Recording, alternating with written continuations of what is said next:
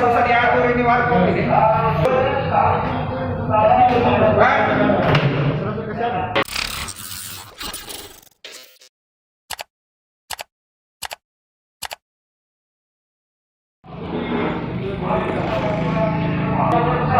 Kenapa susah diatur ini warkop ini?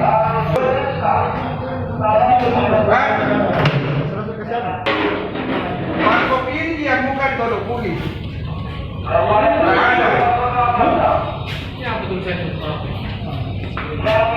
Masih saja mengurusi terus. Silakan jual kopi, jangan ke situ dulu.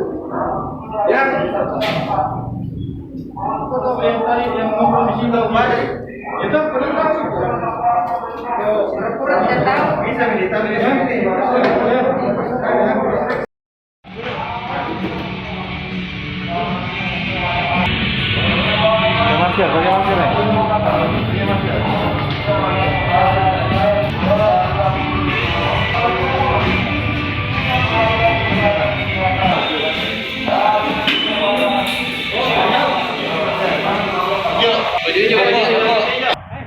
Sehingga dengan ini kita semua berharap mampu memutuskan mata rantai dari penyebaran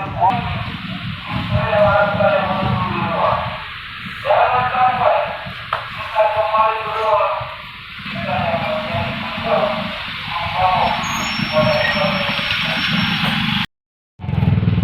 khususnya di kota Makassar yang kita cintai. Kepada seluruh warga kota Makassar yang telah berdiam di rumah, jangan bosan di rumah.